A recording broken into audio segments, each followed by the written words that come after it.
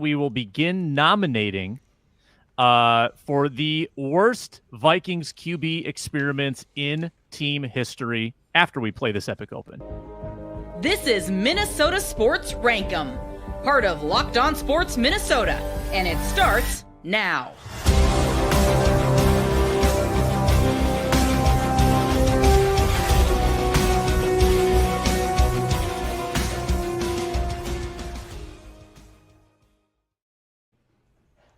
This is where we need help from the chat. Please nominate, because I think the criteria is very broad. We're about to have that debate right now. What is a failed QB experiment? Is it any QB that was drafted? Is it a 1-year engagement, a 1-game thing? We certainly have a couple of those in the holster. What is a failed QB experiment? I don't think we need to establish a criteria necessarily that we all use, but you can talk about what you want to use as you give your rankings. So let's have it out. Nominees for the worst QB experiment. Joe Webb. Joe Webb playoff game. Yeah, just Joe Webb. Oh, just Joe Webb. Did you mean the best QB experiments? Because that's definitely on both lists. Joe Webb was what? He's definitely on both lists. I love Joe Webb. Certainly an experiment, but is he? Does he make the worst? I think the Joe Webb playoff game specifically, I would put maybe honorable mention or on this list, maybe. Okay, yeah, it feels like an honorable mention. General Joe Webb, I wouldn't put him on the worst experiment. Philly game, the Detroit year comeback where he got the face Philly masked game was outstanding. Yeah, he should have gotten the Detroit comeback.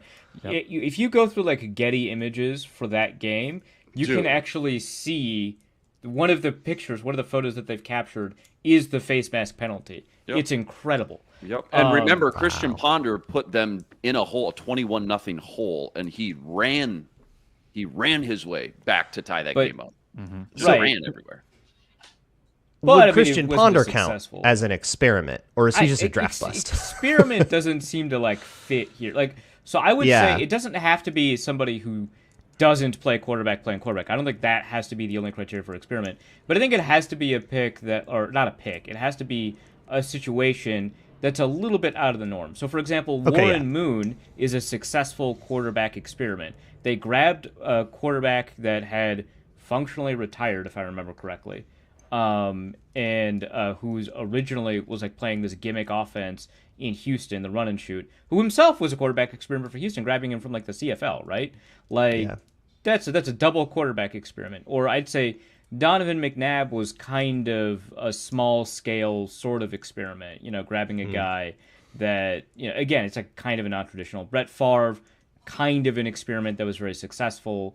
So it doesn't have to be, position switch or anything like that for it to be an experiment. But I think Ponder was too standard a situation to qualify as a quarterback experiment. It didn't fit the vibe of let's try this and see what happens. Mm-hmm. It was more like this is the process. Yeah. Then I think we have to say it was the first one that came up in the chat, which is Josh Freeman.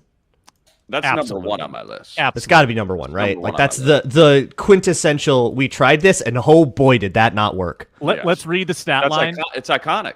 20 of iconic, 53. The gravity gif. Oh my god. Gravity gif. The only points generated in that game for the Vikings were on a punt return.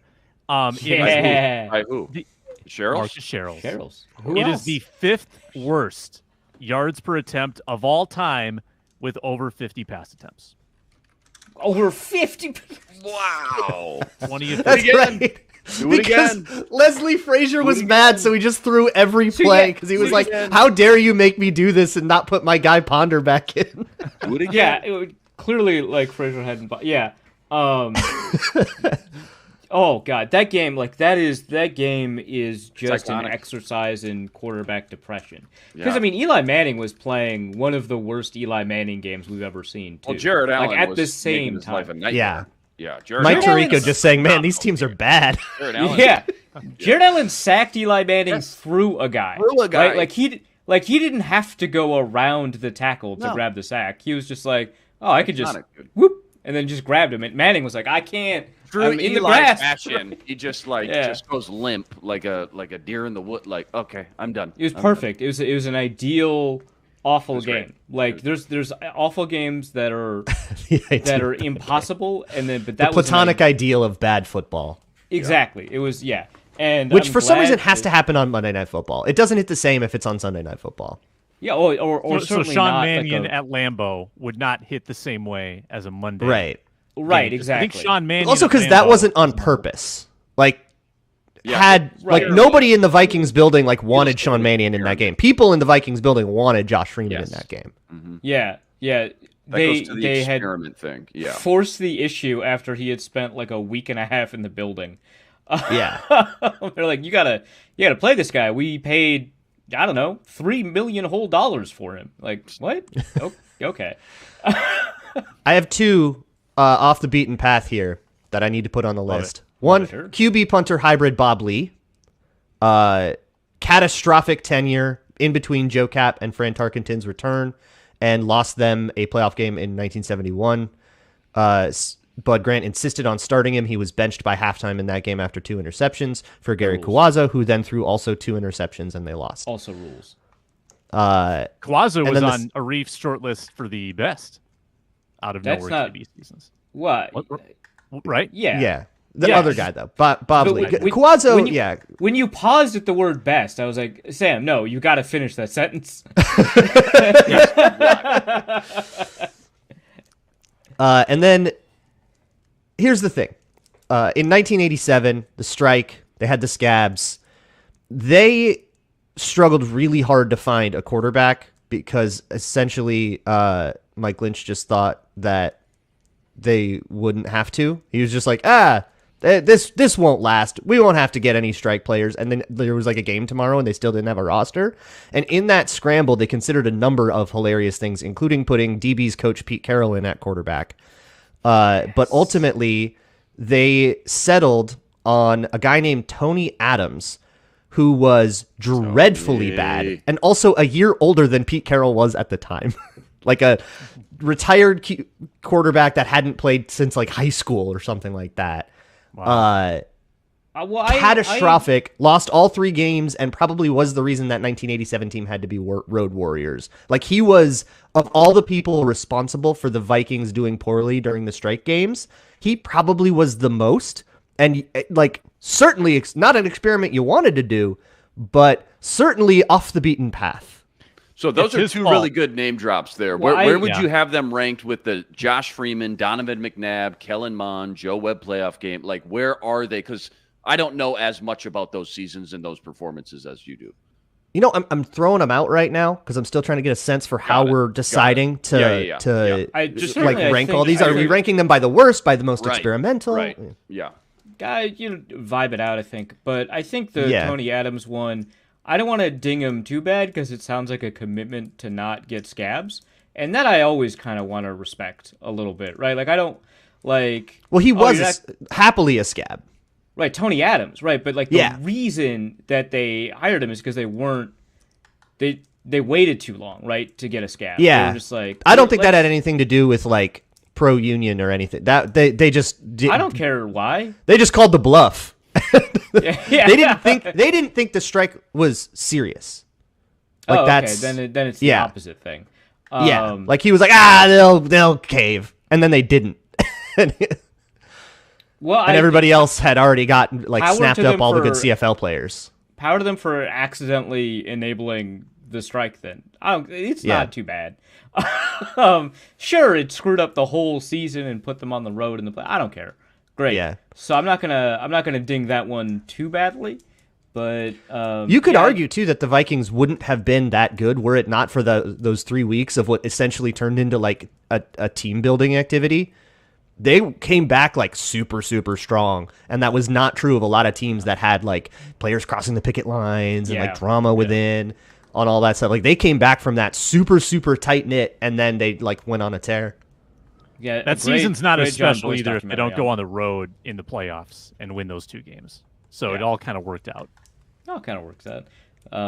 But yeah, who knows if Wade Wilson wins at home? I think those 2 examples do represent kind of the vibe of a failed quarterback experiment. I think both of them kind of qualify as this, right? So where does McNabb sit? Because it's obviously more than it's 6 games. It's 6 I got him at games 2 on my list because of the high. expectations were so high, right? This is Donovan McNabb coming off the Philadelphia run, 4 straight NFC championships. Him and T.O. Yeah, he's a little older. Yeah, okay, there might be a year or two. He's coming off of like throwing up on the field for Washington. Like it's the Washington same. Yeah, but that's where quarterbacks go to die. Though Washington, forget about it. They never had a chance there in Washington. Like we watched Favre with the Jets, and then he was good with us. Maybe McNabb, it'll be the same thing. That was there was hope. Yeah. There was excitement. That's what I'm saying is that Luke, you are describing the copium version of the way people were approaching this offseason. I think that generally speaking, I think you have to convince yourself, right? I think generally speaking, spirits were for sure remarkably high. I will say that after their win against the Chargers, in which McNabb threw like 39 yards. That was the Cardinals. You mean the home? Adrian Peterson ran for like 4 touchdowns or something. So wasn't the season opener against the Chargers? Percy Harvin starts off with a kickoff. Yeah, but they lost the game. They blew it. Oh, they lost the game. Okay, they lost leads in the first 4 games, including some huge leads to start 0-4. Yeah.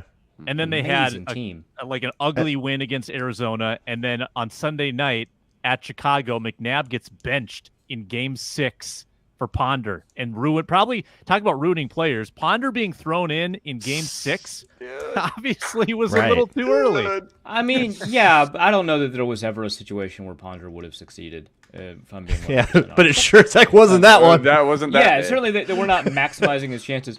I think what was it? One of Ponder's first throws was the deep ball to was it Michael Jenkins? Jarius Wright. Jarius Wright in the Packer game. Are you thinking of the I don't Bears think game? that was Jarius Wright. I'm talking about Jarius Wright was a rookie in 2012. He wasn't there yet. Oh yeah. Okay. Yeah, I think it was to Michael Jenkins. Where it was like a deep throw against the Packers. It was 67 yards to the end zone. Initially, we all thought it was a touchdown, but it turned out to be a 66-yard throw, which I believe was the longest catch Michael Jenkins had in a Vikings uniform. It was really perfect. Wow. Love that pull. Great pull. Great pull. But yeah, Ponder had a minute. Like he beat the Panthers, and then he was good against the Packers, like for a 2-game stretch right away. Blair Walsh beat the Panthers. Let's. Adrian Peterson helped. Yeah, he had the Adrian Peterson stuff too.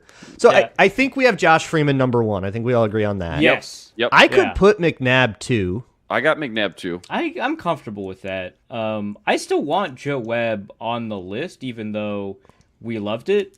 Because it ultimately did fail as an experiment. I have the Webb playoff game on my list. If you want to talk me into the whole Webb, was there an alternative? That's fine. Was there any alternative though? That's the thing. That was really that's why I want to use Joe Webb in general. His presence on the roster, whether listed as a receiver or as a quarterback, impacted their quarterback decision making. Impacted how they would approach the quarterback position. Kind of going forward, right? It's like, oh, well, this guy is definitely our quarterback 3 / we've got the Blazer package, which that's part of the reason I wanted to talk about him as a failed quarterback experiment. The Blazer package sucked. It was the worst. It was not good. It was fun. And part of that is because they would almost never throw out of it, but then you saw them throw out of it once, and you were like, okay, I see the vision now. I see why you didn't want to do that. But then if he's never throwing out of it, why are we doing this whole there's thing no anyway? Threat of a pass, so it doesn't work. And why is he running up the middle? Why is it always running up the middle? They tried this with Patterson too. That didn't work. They tried doing gimmicks with McKinnon. I don't know. The gimmick packages just in general had low returns on investment. We got 2 minutes. Just put a bow on our ranking. We got Freeman 1. These are the worst QB experiments in team history. Freeman 1. We're comfortable with McNabb 2. Who fills out the Mount Rushmore? Kellen Mond? Nah. Or is that too recent? Is that too fresh? I don't know if it's experimental enough. That's just a draft. Yeah. If we're not putting Ponder on, I don't think we're putting Mond on. Yeah, I think I want to put Bob Lee 3rd. Yeah, I was going to suggest Bob Lee. He was a QB punter hybrid. It was a disaster. He was QB3 for a while until Bud Grant just kind of started benching people. In a playoff run, had a 2013 style, none of these guys are good moment. And putting in the punter was his idea come playoff time. How bad was Sean Salisbury? I'm just ripping out names. He was not great. He was not great. He was a backup. Jim McMahon. But also, for the era, he was probably more acceptable. Like, looking at some Jim of the McMahon stats, got hurt for half that season. Okay. Yeah. This list would be so much longer. Is Spurgeon Wynn definitely a nominee? Spurgeon Wynn, I thought. Actually, yes. Too, but yeah. Yeah, I think Spurgeon Wynn qualifies as an experiment. I think the fact that we're running low in experiments means we might have to put Joe Webb on this list. I love it. That would be Reef's thrill. I'm going Tony Adams 4th, Joe Webb 5th. How about that? Perfect. I respect it. We got a roll. And this list could have been so much longer, but a lot of their experiments kind of worked out, which is kind of